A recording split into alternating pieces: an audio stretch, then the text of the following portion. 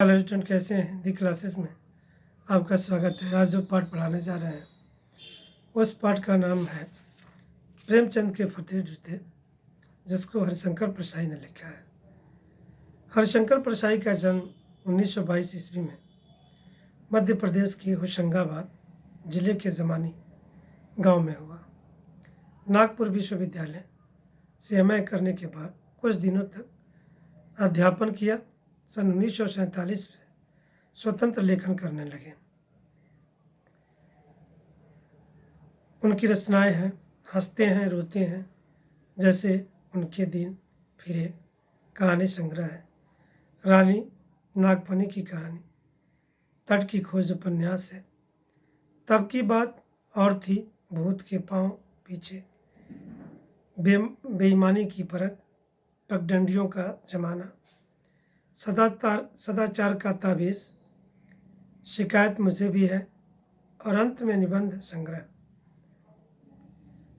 वैष्णव की फिसलन, तिरछी रेखाएं, ठिठुरता हुआ गणतंत्र, विकलांग श्रद्धा का दौर, व्यंग संग्रह है। भारतीय जीवन के पाखंड, भ्रष्टाचार, अंतर्विरोधों, बेईमानी आदि पर लिखे उनके व्यंग लेखों ने शोषण के विरुद्ध साहित्य की भूमिका का निर्वाह किया है। पाठ का सारांश है। प्रेमचंद का एक चित्र मेरे सामने है। पत्नी के साथ फोटो खिंचवा रहे हैं। सिर पर किसी मोटे कपड़े की टोपी, कुर्ता और धोती पहने हैं। कनपटी चिपकी है। कनपटी का अर्थ होता है कानों के पास का हिस्सा। किसी मोटे कपड़े की टोपी, कुर्ता और धोती पहने हैं। कनपटी चिपकी है। गालों की हड्डियां उभर आई हैं, पर घनी मूछें चेहरे को भरा भरा मतलाती हैं।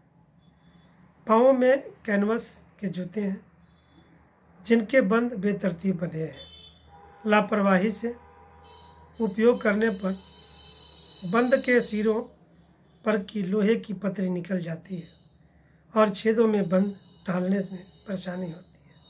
तब बंद कैसे भी कस लिए जाते हैं। दाहिने पांव का जूता ठीक है, मगर बाएं जूते में बड़ा छेद हो गया है, जिसमें से अंगुली बाहर निकल आई है। मेरी दृष्टि इस जूते पर अटक गई है। सोचता हूँ, फोटो खिंचवाने की अगर यह पोशाक है तो पहनने की कैसी होगी। नहीं, इस आदमी की अलग अलग पोशाकें नहीं होगी। इसमें पोशाकें बदलने का गुण नहीं है।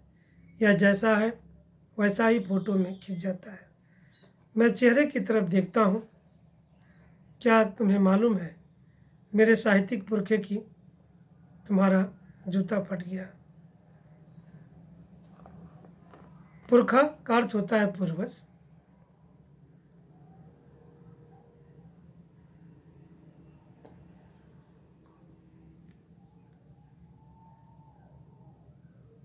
और अंगुली बाहर दिख रही है। क्या तुम्हें इसका जरा भी एहसास नहीं है?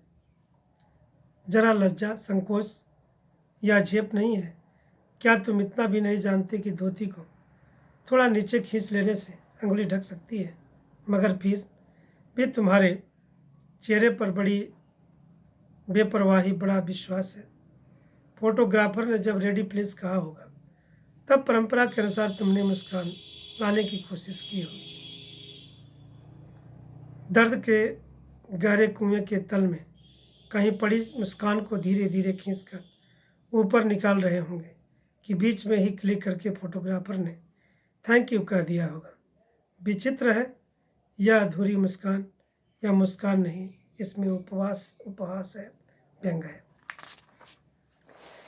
यह कैसा आदमी है जो खुद तो फटे जूते पहने फोटो खिंचा रहा है, पर किसी पर हंस भी रहा है। यह हरिशंकर प्रसाई मुंशी प्रेमचंद पर व्यंग करते हुए कह रहे हैं। फोटो ही खिंचवाना था तो ठीक जूते पहन लेते या न खिंचवाते। फोटो न खिंचवाने से क्या बिगड़ता। शायद पत्नी का आग्रह रहा हो और तुम अच्छा चल भाई कह कर बैठ गए हो। होंगे, मगर यह कितनी बड़ी ट्रेजेडी है कि आदमी के पास फ़ोटो खिंचवाने को भी जूता ना हो। मैं तुम्हारे यह फ़ोटो देखते देखते तुम्हारे क्लेश को अपने भीतर महसूस करके कैसे रो पड़ना चाहता हूँ, मगर तुम्हारी आंखों का यह तीखा दर्द भरा व्यंग मुझे एकदम रोक देता है। तुम फोटो का महत्व नहीं समझते, समझते होते तो किसी से फ़ोटो खिंचवाने के लिए जूते मांग लेते। लोग तो मांगे की कोट से बड़ दिखाई करते हैं और मांगे की मोटर से बारात निकालते हैं। फ़ोटो खिंचवाने के लिए तो बीवी तक मांग ली जाती है। तुमसे जूते ही मांगते नहीं बने। तुम फोटो का महत्व नहीं जानते। लोग तो इत्र चुपड़ कर फ़ोटो खिंचवाते हैं जिससे फ़ोटो में खुशबू आ जाए। गंदे से गंदे आदमी की फ़ोटो भी खुशबू देती है। टोपी 8 आने में मिल जाती है और जूते उस ज़माने में भी 5 रुपये से कम में क्या मिलते होंगे। जूता हमेशा टोपी से कीमती रहा है। अब तो जूते की कीमत और बढ़ गई है और एक जूते पर 2500 टोपियाँ न्यौछावर होती हैं। तुम भी जूते और टोपी के अनुपातिक मूल्य के मारे हुए थे। यह विडंबना मुझे इतनी तीव्रता से पहले कभी नहीं चुभी जितनी आज चुभ रही है जब मैं तुम्हारा फटा जूता देख रहा हूँ। तुम महान कथाकार, उपन्यास सम्राट, युग प्रवर्तक, जाने क्या क्या कहलाते थे, मगर फोटो में भी तुम्हारा जूता फटा हुआ है।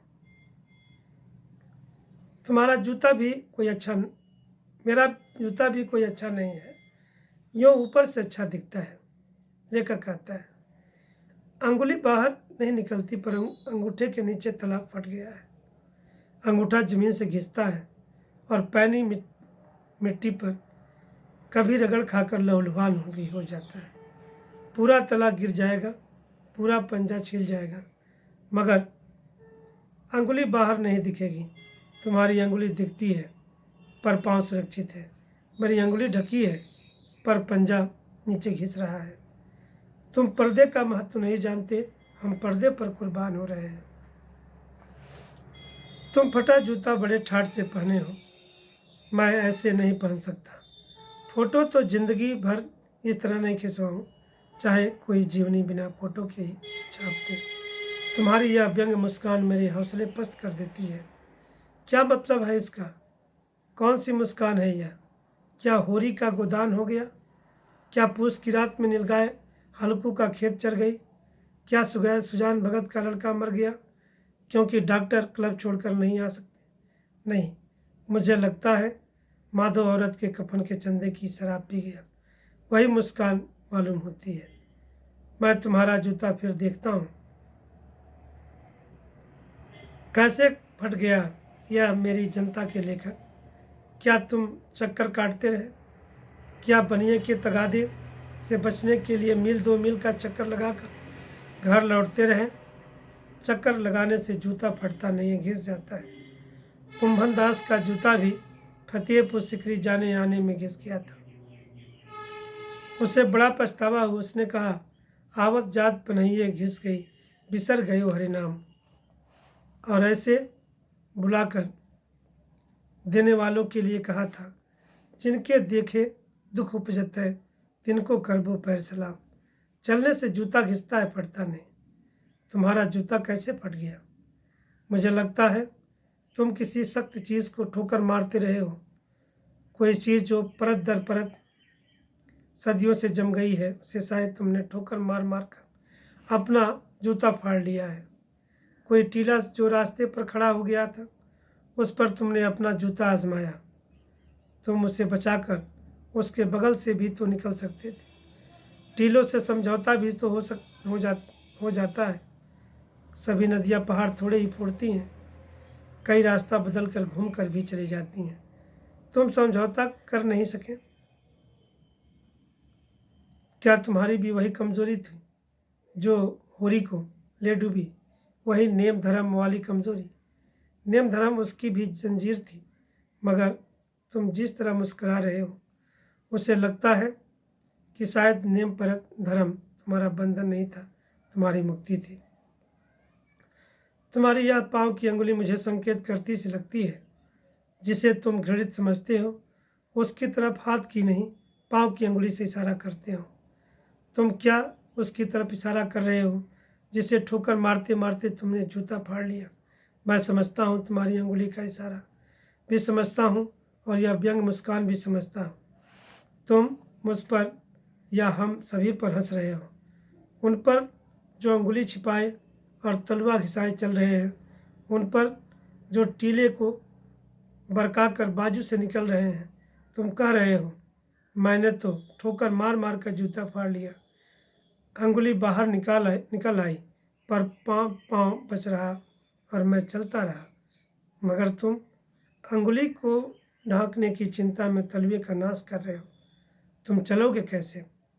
मैं समझता हूँ, मैं तुम्हारे फटे जूते की बात समझता हूँ, अंगुली का इशारा समझता हूँ, तुम्हारी व्यंग मुस्कान समझता हूँ।